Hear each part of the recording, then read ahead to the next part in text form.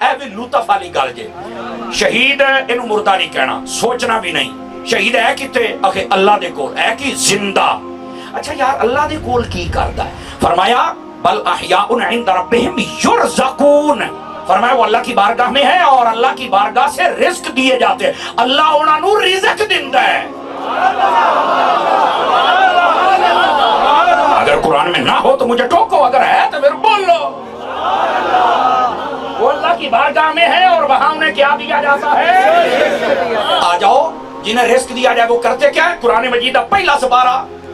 سورہ بقرہ دا پہلا رکوع اللہ نے ایمان والا دیا شانہ دسیاں فرمایا یؤمنون بالغیب ایمان والا ہوندا جڑا غیب تے ایمان رکھے وَيُقِيمُونَ الصَّلَاةَ نماز پڑھے وَمِمَّا رَزَقْنَاهُمْ يُنْفِقُونَ اور ایمان والے دی شان ہے کہ اللہ انہوں دنیا دا مال دے وے تے او پھر او تے قابو نہیں ہوندا اللہ دی راہ چ وانڈدا ہے توجہ توجہ توجہ عقیدہ دینے لگا ہوں او وانڈدا ہے او بھائی مومن دنیا میں جب اسے اللہ رزق دیتا ہے تو وہ بانٹتا ہے حالانکہ دنیا میں ضرورت ہوتی ہے یہ رکھ بھی لے تو ٹھیک ہے لیکن پھر بانٹتا ہے چونکہ ایمان والا ہے شہید وہ ہوتا ہے جس کو مال اور رزق کی ضرورت نہیں ہے اللہ پھر بھی رزق دیتا ہے کیوں اللہ فرماؤں گا شہیدہ جدو تیرے بوئے تے کوئی آوے تے خالی نہ چلی تو بھی اولا ستی پئی میری قوم بولو تے صحیح نہ یار سمجھ آئی ہے کہ کوئی نہیں مطلب جے یار انہیں علماء بیٹھے نے میں دسو شہید ہونے تو بعد انہوں رزق دی کو تھوڑ رہ جاندی ہے انہیں کرنے کی یہ رزق اللہ دندہ کیوں ہے زندہ ایمان والے کو دے تو اس کی شان ہے کہ وہ بانٹتا ہے جبکہ اسے ضرورت ہے جنہوں ضرورت نہیں انہوں رزق کیوں دیتا ہے وچ دا نکتہ ہے فرمایا شہید تیرے دربار تے کوئی آوے منگے پھر چوڑی خالی نہ کر لی ہو دی ان کو سمجھ آئی ہے کہ کوئی نہیں آئی ہے کہتے ہیں تم حسین سے کیوں مانگتے ہو میں کہا تم ہی سچا ہے بھی تو انہوں نے کڑا دینے کوئی شاید اے دینی انہوں ہے جرا عقیدہ ہوئے بولو نا یار پھر مانگا کر جو بھی مانگ سکتا ہے ضروری نہیں کہ دربار پہ جائے نہ بھی جا سکے وہ تم دور ہیں او تو تیرے نیڑے رہنا اس واسطے فرمایا شہید کو رزق دیا جاتا میں قرآن پہ پڑھنا یار بل احیاء عند ربہم یرزقون ان کو سمجھ آئی ہے کہ کوئی نہیں آئی ہے کہتے ہیں تم حسین سے کیوں مانگتے ہو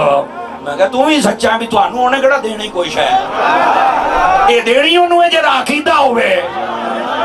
بولو نا یار پھر مانگا کر جو بھی مانگ سکتا ہے ضروری نہیں کہ دربار پہ جائے نہ بھی جا سکے وہ تم دور ہیں او تو تیرے نیڑے رہنا اس واسطے فرمایا شہید کو رزق دیا جاتا میں قرآن پہ پڑھنا یار بل احیاء عند ربہم یرزقون آگے پڑھو مگر تمہیں ان کی زندگی کا شعور ہی نہیں جب زندگی کا شعور ہی نہیں تو پھر لچ کیوں فرائی کرتے ہو آمنت باللہ وملائکتہ وکتبہ ورسولہ والیوم الآخر السلام علیکم ورحمۃ اللہ مفتی زمر باز قادری جو کہ ایک بریلوی ہے دعوت اسلامی کا ہے اور الیاس قادری کا وہ شاگرد ہے اس نے یہ اس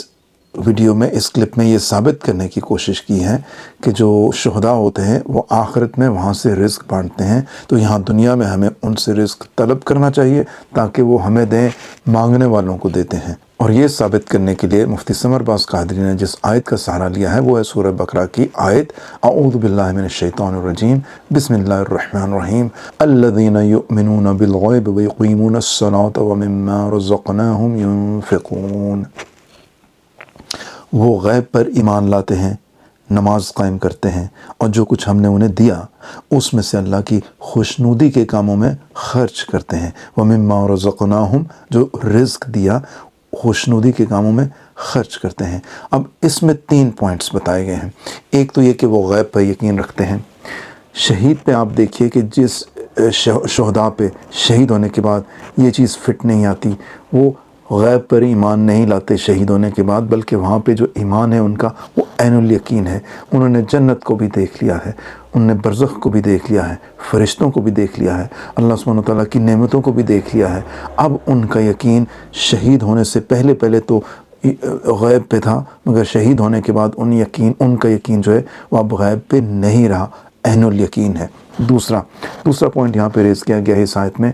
کہ وہ نماز پڑھتے ہیں۔ جنت میں شہید جو ہیں وہ نماز نہیں پڑھتے، وہاں پہ نماز پڑھنے کی اجازت نہیں ہے۔ ہاں اللہ کا شکر والے کلمے جو ہے سبحان اللہ الحمدللہ ان کے زبان پہ آئیں گے، اللہ کا شکر، مگر نماز پڑھنے کی اجازت نہیں ہوگی۔ اسی طرح نمبر 3،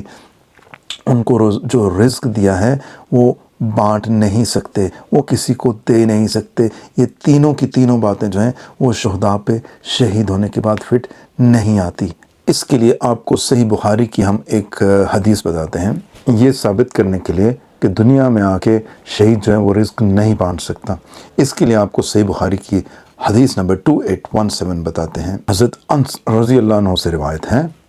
کہ نبی اکرم صلی اللہ علیہ وسلم نے فرمایا کوئی شخص بھی ایسا نہ ہوگا جو جنت میں داخل ہونے کے بعد دنیا میں دوبارہ آنا پسند کرے، خواہ اسے ساری دنیا مل جائے سوائے شہید کے۔ اس کی یہ تمنا ہوگی کہ دنیا میں دوبارہ واپس جا کر 10 مرتبہ اور قتل ہو اللہ کے راستے میں، کیونکہ وہاں شہادت کی عزت دیکھ چکا ہے۔ تو اللہ کے پوچھنے پر شہید جب ریکویسٹ کرے گا، شہید جب اپنی خواہش ظاہر کرے گا کہ یا اللہ مجھے دنیا میں دوبارہ بھیج دے تاکہ میں دنیا میں تیری راہ میں 10 مرتبہ اور شہید کیا جاؤں، تو اس کی یہ خواہش پوری نہیں کی جائے گی، اسے دنیا میں دوبارہ نہیں بھیجا جائے گا۔ اس کی اپنی خواہش اپنی ذات کے لیے اس کی اپنی خواہش بھی پوری نہیں کی جائے گی، تو یہ کیسے ہو سکتا ہے کہ وہ یہ کہے، حالانکہ کہے گا ہی نہیں، کہیں بھی نہیں کہا، مگر اگر بالفرض بقول ثمر عباس قادری اگر وہ یہ کہے کہ مجھے رزق دیں، میں نے دنیا میں جا کر رزق بانٹنا ہے،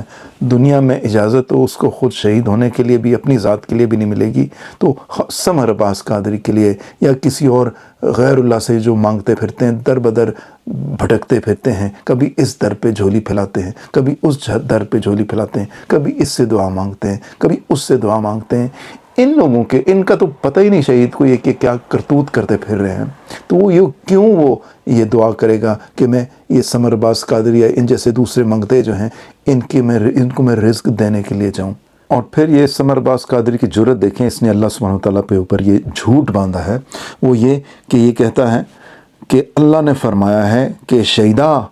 تیرے دروازے پہ کوئی آئے تو شہید ہونے کے بعد تو خالی نہ لوٹانا۔ اللہ نے یہ کہا ہے کہیں پہ؟ کیا قرآن میں کہا ہے یا حدیث میں کہا ہے کہ شہید تو دوبارہ دنیا میں جا، میں تو یہ رزق دوں گا، اور جو تیرے دروازے پہ آئے تو انہیں رزق بانٹی، انہیں خالی نہ لوٹانا؟ کیا یہ اللہ سبحانہ وتعالیٰ نے کہا ہے کہیں پہ؟ کیا یہ شہید کی ڈیوٹی لگائی ہوئی ہے کہ جا کے دنیا میں جاؤ اور رزق بانٹو؟ اس کو تو دنیا میں جا کے خود شہید ہونے کی اجازت نہیں ہے، دنیا میں آنے کی اجازت نہیں ہے۔ سورہ نمبر بقرہ کی آیت نمبر 54 پہ اعوذ باللہ من الشیطان الرجیم، بسم اللہ الرحمن الرحیم، وَلَا تَقُولُوا لِمَن يُقْتَلُ فِي سَبِيلِ اللَّهِ أَمْوَاتٌ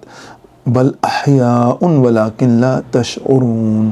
اور جو لوگ اللہ کے راستے میں قتل ہوں ان کو مردہ نہ کہو، دراصل وہ زندہ ہیں مگر تم کو ان کی زندگی کا احساس نہیں ہوتا، بل احیاء ولکن لا تشعرون، اور اللہ نے کہا ہے کہ اور تمہیں ان کی زندگی کا احساس نہیں ہے۔ تو جب مفتی ثمر عباس قادری، جب تمہیں ان کی زندگی کا، اللہ نے کہا ہے کہ تمہیں ان کی زندگی کا شعور نہیں ہے، جب زندگی کا شعور ہی نہیں تو پھر لچ کیوں فرائی کرتے ہو؟ شہداء کی زندگی کا شعور نہیں ہے تو انبیاء کی زندگی کا تو شعور ہو ہی نہیں سکتا۔ وہ ایسی زندگی ہے جس کو آپ امیجن نہیں کر سکتے، اس میں سانس نہیں ہے، اس میں ٹوائلٹ نہیں ہے، اس میں دنیا کی غذا نہیں ہے، وہ آخرت کی زندگی ہے۔ پھر سورہ ال عمران میں آیا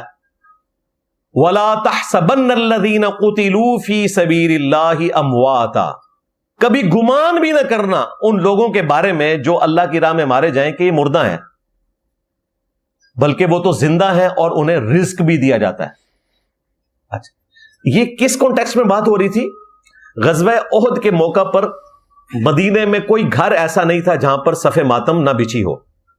اور منافقین باتیں کر رہے تھے کہ اگر یہ لوگ نہ جاتے تو نہ مارے جاتے، تو اللہ تعالیٰ نے کہا کہ یہ اللہ کی راہ میں مارے گئے ہیں، کبھی سوچنا بھی نہ